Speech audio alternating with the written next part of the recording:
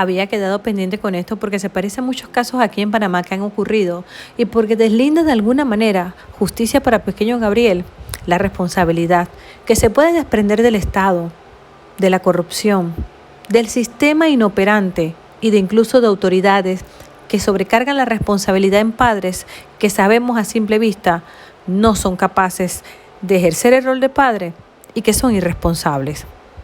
El 22 de mayo del 2013, la madre y el padrastro de Gabriel llamaron a urgencias porque el niño no respiraba. Habían pasado 8 meses desde que se fue a vivir con ellos. Tenía tan solo 8 años. Más adelante de esta historia, verán con quién vivía Gabriel antes y cómo llegó a manos de su mamá. Algunos de los paramédicos que acudieron a la llamada de emergencia cuentan que ya a simple vista se podía detectar que Gabriel tenía numerosas contusiones en la cabeza, varias costillas rotas, parte de la piel quemada y las manos hinchadas. Los propios hermanos de Gabriel, que testificaron a puerta cerrada por ser menores, confirmaron que el niño era forzado a comer excremento de gato si no lo limpiaba bien, sobre todo en la batea. También explicaron que la madre y su novio a menudo lo encerraban en un mueble, sin darle comida ni dejarlo ir al baño. Se puede desprender, después de luego analizar toda la historia y la trama, que esto es la historia de una familia homofóbica, de una madre enferma y un padrastro que haría cualquier cosa por tener a esa mujer allí, a su lado. Isauro Aguirre fue sentenciado a muerte y espera ejecución en el penal de San Quintín, en California. Tras conocer ese veredicto, Pearl Fernández, la madre de Gabriel, decidió declararse culpable, con lo que evitó la celebración de un juicio y la pena de muerte. Fue sentenciada entonces a cadena perpetua sin posibilidad de libertad condicional y hoy en día así la está cumpliendo. La trama de Justicia para el pequeño Gabriel llama la atención porque en este momento Netflix conectó toda la trama en la parte legal. El fiscal de la causa, que es el que están viendo aquí en la foto y parte de la trama, sí, porque él participa contando cada argumento y elementos del proceso, como también podrán escuchar. La enfermera que recibió a Gabriel, la profesora y otros elementos que llaman la atención son parte directa del protagonismo de esta serie, porque participaron de forma directa. Sin embargo, hace un apunte y una responsabilidad enorme hacia los trabajadores sociales que supieron del maltrato y nunca actuaron de forma oportuna. Uno por inexperiencia y otros por presupuesto. Sin embargo, era evidente que las funciones no las cumplieron a cabalidad. La trama tiene diferentes historias porque todos estos trabajadores y sus jefes fueron llevados a juicio. Lo van a escuchar más adelante porque es toda una cuestión legal. ¿Cómo proteger a los niños inocentes del maltrato de sus padres? En el 2012, cuando su madre decidió llevarlo a vivir con ella para que pudiera recibir las prestaciones sociales del Estado, es decir, por dinero, todo cambió. En el humilde departamento vivían también los 2 hermanos del pequeño, Ezequiel y Virginia, ambos menores de edad. Con el traslado de casa, también llegó el cambio de la escuela de Gabriel. Fue ahí donde conoció a la profesora García, quien fue la primera en contactar a las autoridades de servicio social para denunciar la situación de abuso infantil a la que diariamente era sometido Gabriel, sin éxito alguno. Este hecho ocurrió en Los Ángeles, California, en el año 2013, pero para el 2017 y 19 aún estaban por culminar los juicios y dictar sentencia. Tal como les dije, en la Corte Superior de Los Ángeles dictó sentencia contra un hombre y una mujer declarados culpables de asesinar a su hijo de 8 años. Isauro Aguirre, de 37 años, fue condenado a muerte, mientras que Pearl Cynthia Fernández, de 34, fue condenada a cadena perpetua sin posibilidad de libertad condicional. Ambos comparecieron ante el juez de la Corte Superior George G. Lumley en el Tribunal del Centro de Los Ángeles. Esto fue en mayo del 2013.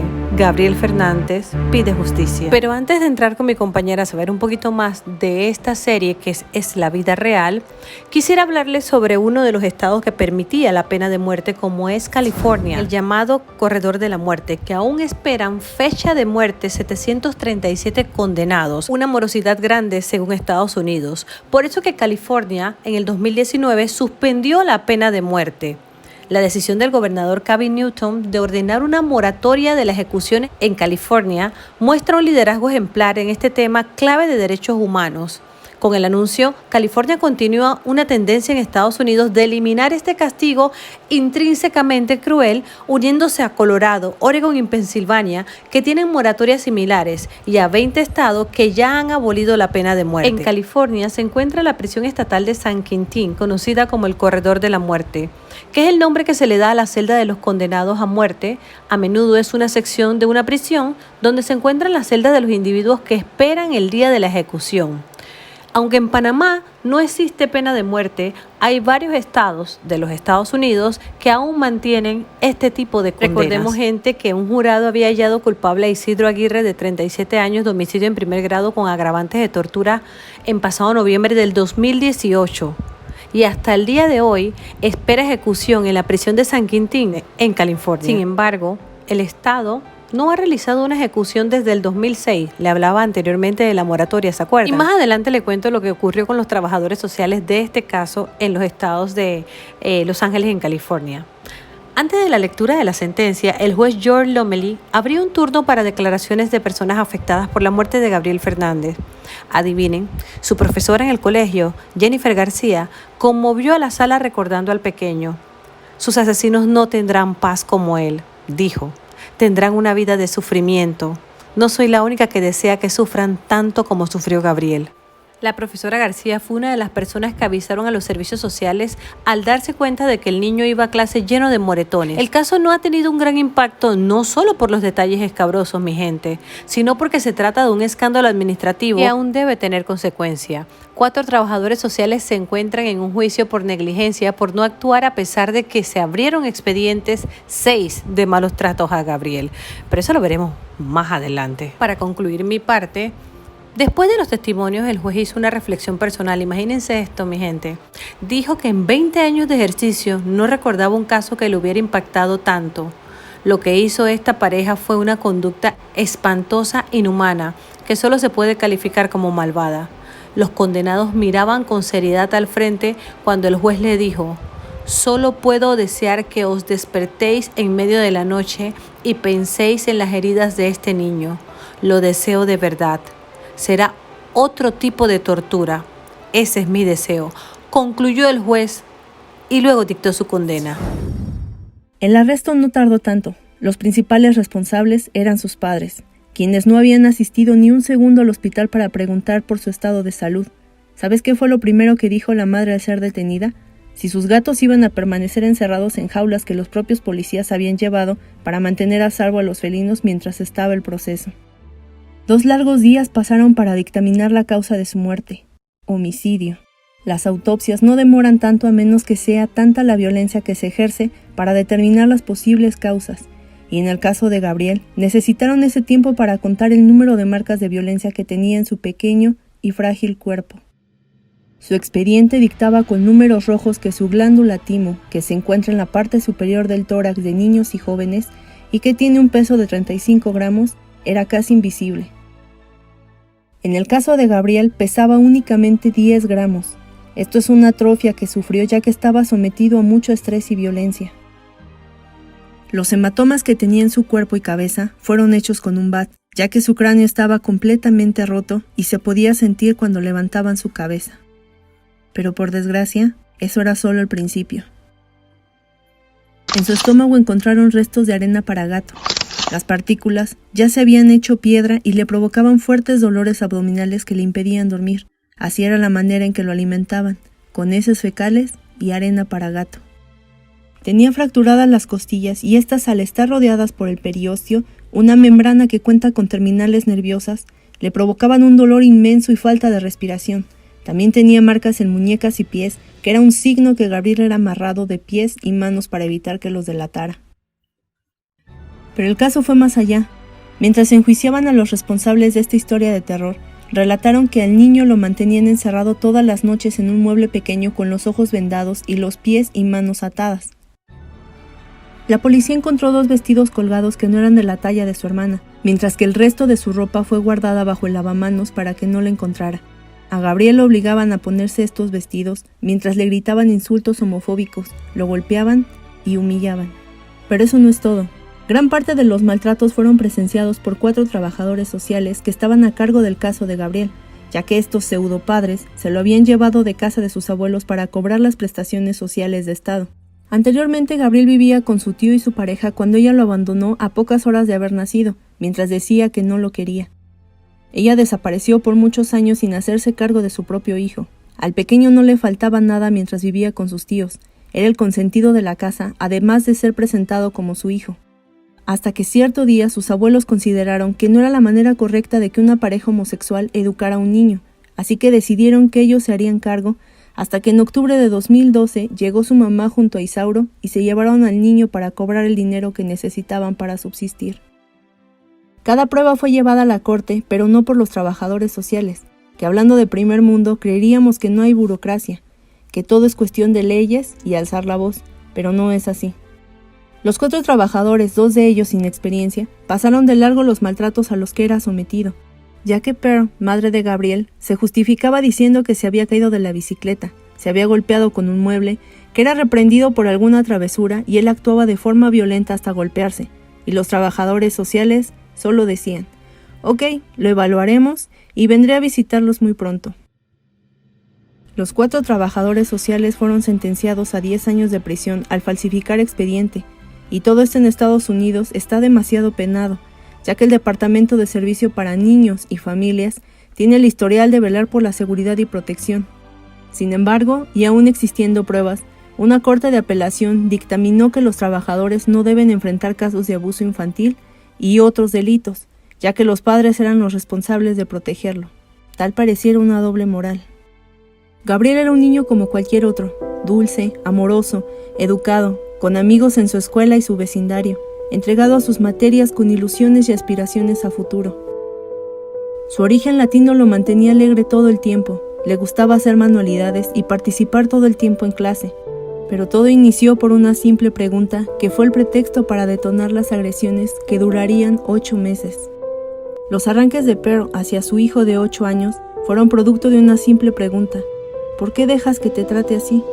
A lo que Pearl iniciaba con los regaños y terminaba en golpes.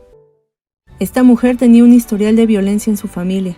En palabras de sus familiares cercanos, decían que ella había sido abusada sexualmente durante 2 días.